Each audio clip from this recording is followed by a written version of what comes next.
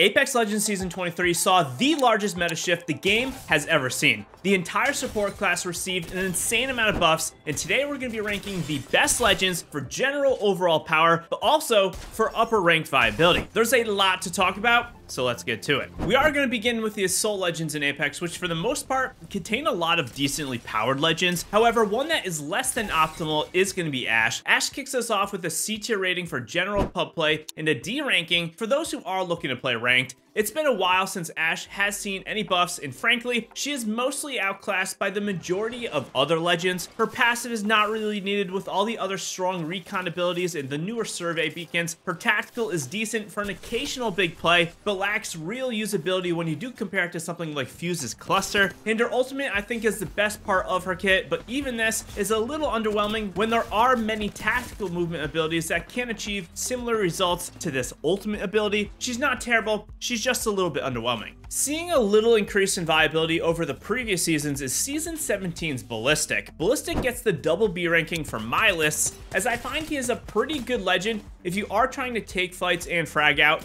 Ballistic falters at the top of the game due to his true lack of team utility beyond his ultimate, and while 3 weapons at a time is cool, it's not really needed. We're early on in my list, but I actually think Ballistic might be one of the most slept on legends in the game if you are purely looking to take gunfights. His tactical can be absolutely killer if used properly. I just wish he could compete a little bit more with the super movement and fighting legends like a Pathfinder and the super supportive or control legends that have more recently had really big buffs that are way more relevant for ranked Apex. Moving up one ranking to AA is Mad Maggie. Much like Ballistic, I think Maggie is a little slept on, but I will say that the changes to the support legends will make her harder to recommend than last season. Her ultimate Wrecking Ball will no longer break Gibraltar's bubble, and with the introduction of Lifeline's Halo and Newcastle's Mobile Shield now being invincible, I think she does have decreased viability. All that being said, shotguns are very good, which leans into her passive very nicely, and her tactical drill is still great for applying pressure. Maggie, in my eyes, is the perfect example of a legend who isn't bad, isn't overpowered,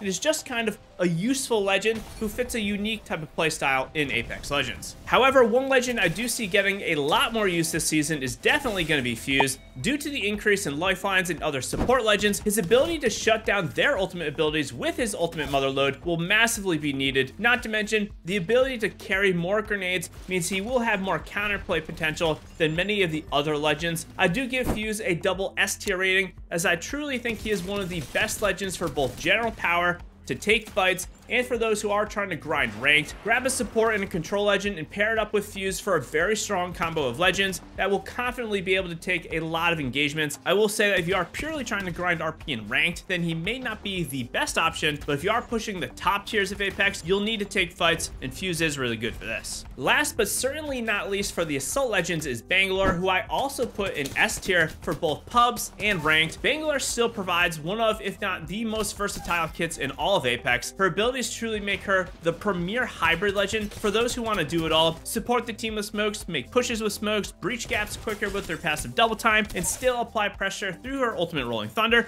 or stop enemy advancements with it. Bangalore is the legend who you really can't go wrong with, and there's a good reason why she still has a very healthy pick rate for those at the top of the game. The only slight knock I will give to her is that she is kind of map dependent for ranked Apex. More open maps like Stormpoint greatly reward her and her smokes, whereas other maps like Broken Moon and World's Edge, which are more enclosed or have less open areas, don't quite need her as much, so you may want to keep this in mind.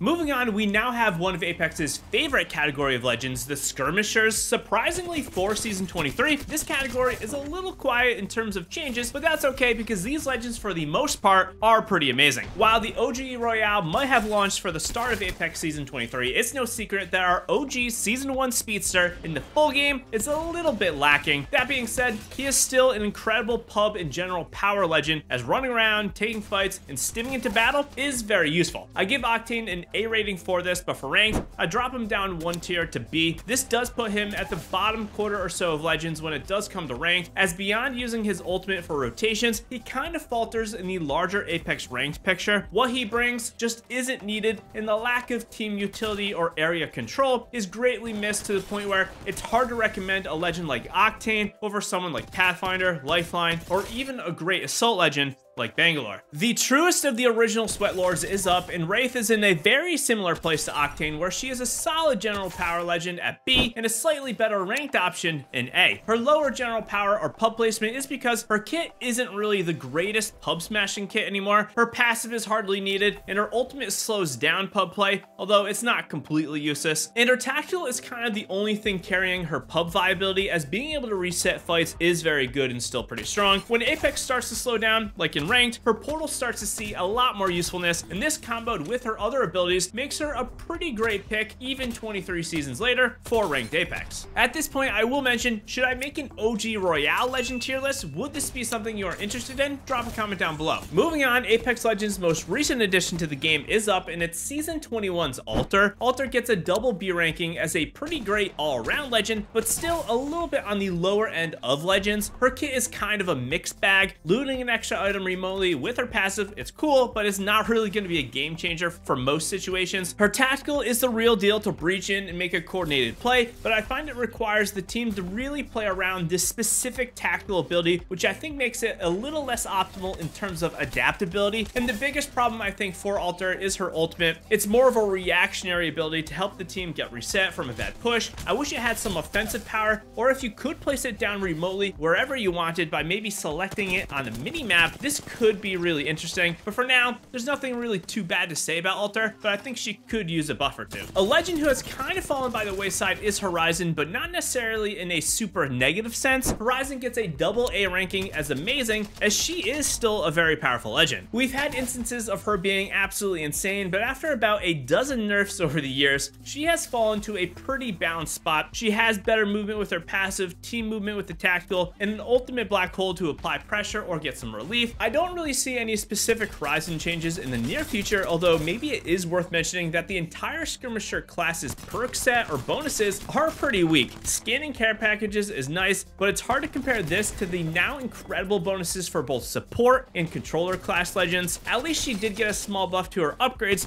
now letting her carry an extra battery per sack. Not too much to say here, she is a great combat legend. We're almost done with the Skirmishers, but the first of two very good legends is going to be Revenant. Revenant has seen some nerfs since he did get reborn about a year or so ago, but Rev today is our first god tier legend for pub play and an A tier legend for ranked. Let's start with ranked though. I think Revenant is a fair pick if you want to take fights, as the bonus shields and overall movement makes him a very capable fragging legend, but much like many before him, he brings little to the squad in terms of ranked viability. Yes, he has atypical viability of playmaking, but beyond this, he just doesn't have much for the squad. As for pubs or general play though, he is one of the best fighting legends in the game. Truly anyone who wants to just push everyone will greatly benefit from his kit, which is why he rightfully so gets the god tier rating for this. In a very similar vein to Rev is going to be my personal main, Pathfinder, so keep that in mind. Pathfinder gets the god tier rank for pubs, but he also sees a boost over Rev for ranked Apex, placing him in S tier.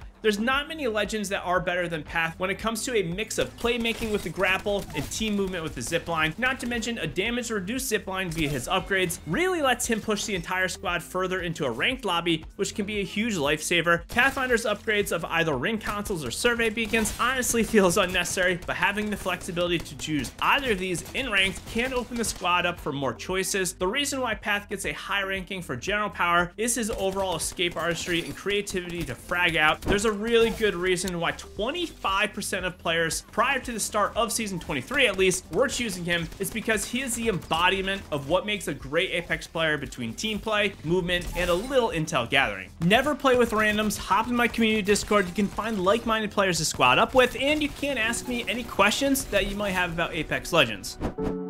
Apex Legends really has a little bit of something for everyone, and if you want to be the more informed player, the Recon Legends are here for you. However, one that you may want to skip is going to be Seer, which unfortunately gets the double D tier ranking, which is the worst in the game for at least my list. Seer kind of just does not bring much to the team anymore that other legends can't already bring, and bring it in a much better way. His passive recon isn't really needed, although it can be nice to be a rat hunter in ranked. His tactical scan is a little underwhelming, and it requires you to be more precise than a bloodhound scan, making it slower and oftentimes just less useful. And his ultimate, while it is nice to recon an entire area, it's just a third-party magnet, and it really isn't as useful as many other ultimate abilities in the game. It's hard to compare his ultimate to something like a Valkyrie ult that's gonna scan enemies during flight and transport the entire squad across the map. Seer is an underwhelming pick, but if you really want to shut down enemy ability usage with his tactical, then he can be okay in certain situations. I just think he has had his heydays, and today he's a little underwhelming. Getting a really big boost over the previous legend Seer is Vantage at the double A tier rating. Vantage is one of those legends who has kind of come around in a really nice way over the seasons. Since her season 14 release, she has had a handful of buffs and has landed in a spot where she does bring together one of the most unique sets of capabilities between recon with that passive, movement with the tactical, and even pressure applying with her ultimate sniper. Vantage is one of the few legends who can scan both ring consoles and survey beacons, which is awesome to keep the team moving and get all that intel. I do think her tactical bat movement is a bit underwhelming when you do compare it to a Revenant Leap or a Pathfinder Grapple, but for a recon legend to have this,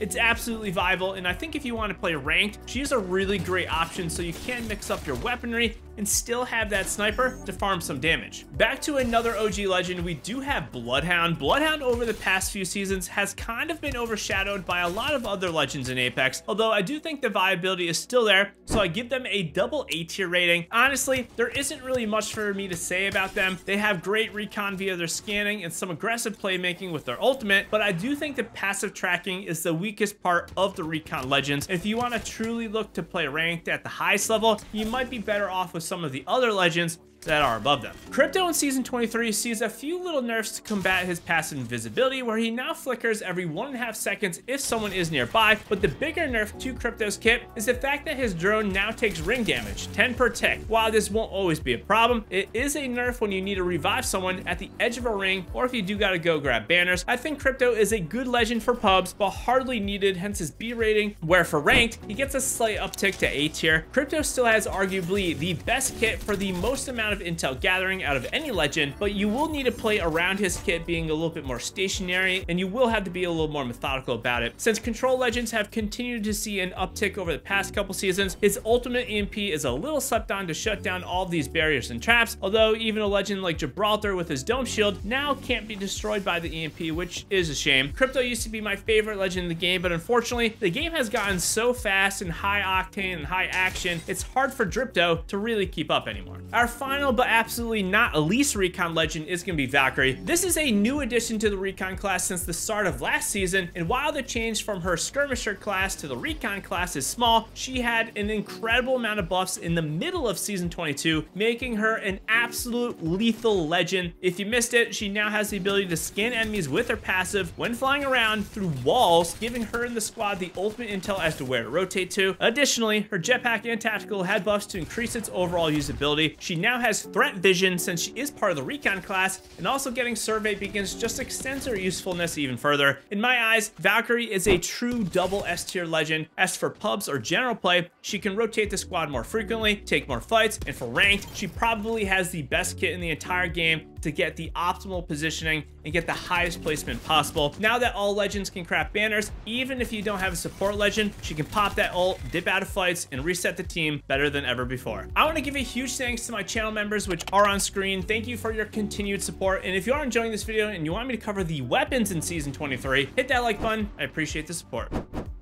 We've got two categories of legends left, and the first is the controllers, which saw a sizable buff last season and even some additional non-linear buffs in Season 23. We start with the weakest of the bunch though, and we are ranking Gas Daddy in C tier for general power and B tier for upper rank. Caustic provides some fair viability to provide area control with his gas traps, and the fact that he is a fortified legend and a controller legend means that he does get a buff of 25 shields when in the ring. This does give him a nice little bonus if you fight anyone off the drop, as you are close to playing out as a legend with 200 shields and health, which is unexpected. Ultimately, what he brings is hardly needed for pub play, and thus his lower C rating. If you are looking to play ranked, the area control he provides is nice, but much like many other legends, there's characters that can provide what he provides, and they are much better at doing it. Slightly better than Caustic, but still in a similar vein as maybe not quite as good as she used to be, but is still slightly redundant, is going to be Catalyst at B for pubbing and A for ranked play. Catalyst This is pretty nice as a more hybrid legend between needing to control area and a little bit of rotation power via her ultimate Dark Veil. Her ultimate, however, isn't necessarily going to be as much of a game changer as, say, Valkyl or maybe a Pathfinder Zipline. Catalyst, in my eyes, though, is slightly better at building fighting due to how she can split up the room with her ultimate and also put spikes down to slow enemies and, of course, reinforce doors. I think it is that reinforcing and rebuilding of doors, though, that is much better for control than, say, just a caustic trap being down on the ground. Catalyst has had a couple of seasons of being insane, but ever since they nerfed her kit when upgrades were introduced, she has not quite been the same. A legend who I was pretty high on last season and honestly continue to think she is being slept on is going to be Rampart. Rampart sees a lot of viability due to her overall mix of aggro play, control, and pressure that she can apply with her ultimate minigun. Rampart can kind of do it all right now, and the buffs to the majority of LMGs once again just makes her even better than she was last season.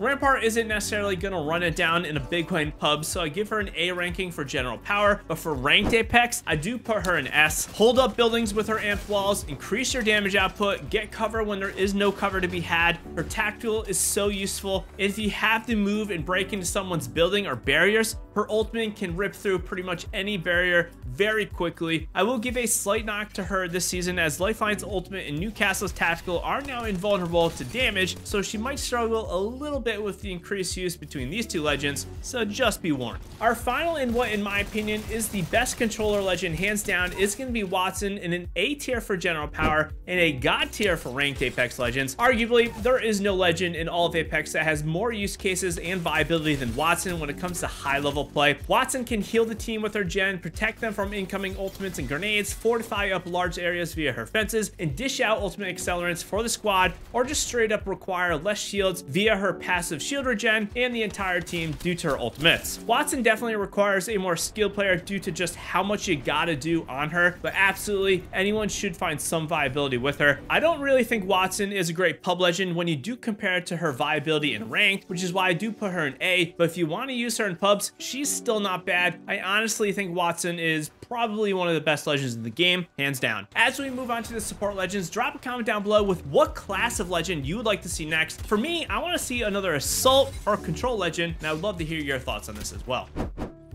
These support legends arguably have the largest impact this season due to a slew of buffs they got. In addition to many upgrade changes, all support legends now get the ability to revive friendlies 25% faster and with health regeneration, plus they get double heals for small meds, basically giving them gold armor. That being said, I actually don't think that these class upgrades alone are really enough to change the game in terms of their specific kits. Yes, they are strong, but ultimately it doesn't really change how you play beyond maybe taking more shield cells over batteries. One of my most played legends is first up, and it is Mirage. Mirage is honestly a pretty great pub legend now. He had the health bar issue fixed where it would reveal the real Mirage, but this is mostly just a quality of life change, even though it is the big one. I give Mirage a B ranking for pub and a C rating for ranked. Double small heals can give him increased viability in pub fights. Pop that ultimate, take an engagement, get hurt, pop a cell, and keep things moving, as he does require you to be a little bit more mobile and overall more kind of a in the moment than you say a legend that is going to be more passive. However, his decoy and I even think his passive revive are a little underwhelming compared to the other legends' revive capabilities. His ultimate is truly what's going to carry him, but even this falters at higher rank. While yes, there are certain situations of very skilled players that can use Mirage with some relative success at the upper ranks, it's honestly very easy to figure out who the real Mirage is. And truthfully,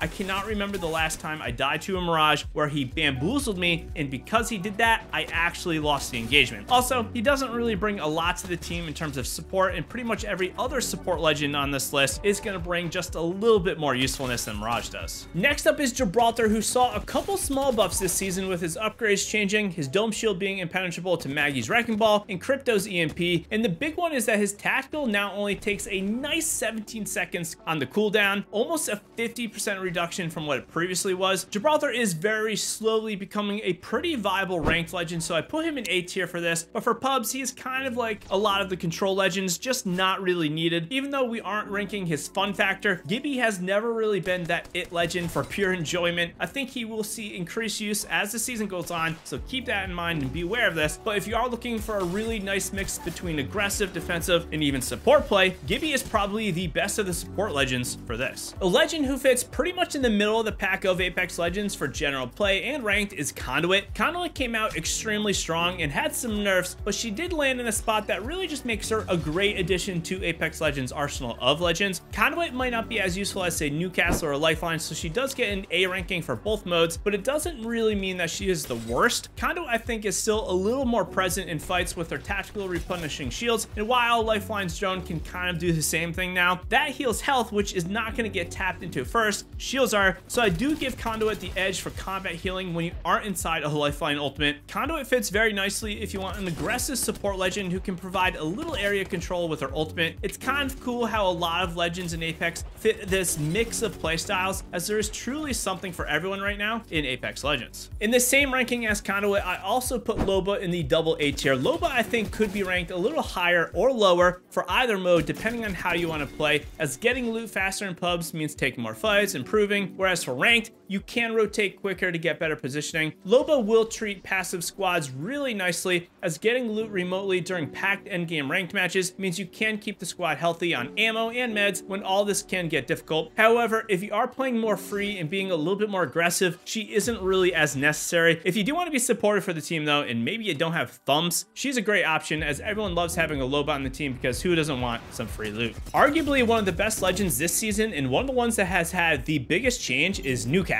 Like many before him, Newcastle isn't necessarily amazing in pubs, so he isn't going to be running around fragging it out. I give him an A ranking for pub play, but an S tier rating for upper ranked. I was already really high on Newcastle. I've had him at the top of my list in the past, but for his larger support class buffs to his mobile shield to make it invincible, and the increased health by 50% to his revive knockdown shield, honestly just puts him over the top. He also has better upgrades now to start shield regeneration when you use the ultimate, and move reviving players significantly faster. Newcastle is kind of an absolute fortress in ranked Apex, and when you are getting pushed by a lot of players, I think he is the best revive legend in the game to both perform a revive and prevent that friendly from getting re-knocked, even over Lifeline. Newcastle is kind of the premier true support legend that has a mix of defensive properties, so if you want this combo, he is the #1 go-to guy for this. Next up, we have the legend of the hour, Lifeline, and all her crazy changes. Oddly enough, Lifeline, even before her kit update, was already a very high-picked legend, and a legend who was pretty amazing. However, if you missed it, her kit did have the following additions in Season 23. She can now fly with her passive drone, her tactical can attach to and heal teammates as they move, and her ultimate can defend an entire area plus give the squad fast heals when they are inside of its area. Lifeline gets an S rating for pub play, as she is great for general combat, movement, defensive, and support play, but for ranked Apex, she absolutely goes into God tier. She's an instant must-pick legend this season. Lifeline, and really the entire support class now, has so much viability in the game where you more or less have to have at least one in your squad. While I think Newcastle might still be the best at getting a legend up and protecting them from getting re-knocked, I think Lifeline is arguably the best at getting the squad up and resetting them as fast as possible. Look at that this way: you can remotely revive your two teammates at the same time. They start health regeneration since you do have that passive upgrade, and since your ultimate is also down, you can pop a battery in a flat 2.5 seconds, meaning you went from completely dead to completely revived and healthy in about 6 seconds. Check out this video if you want more on the meta of Apex Legends. Slam that like button, and until next time, happy gaming, legends.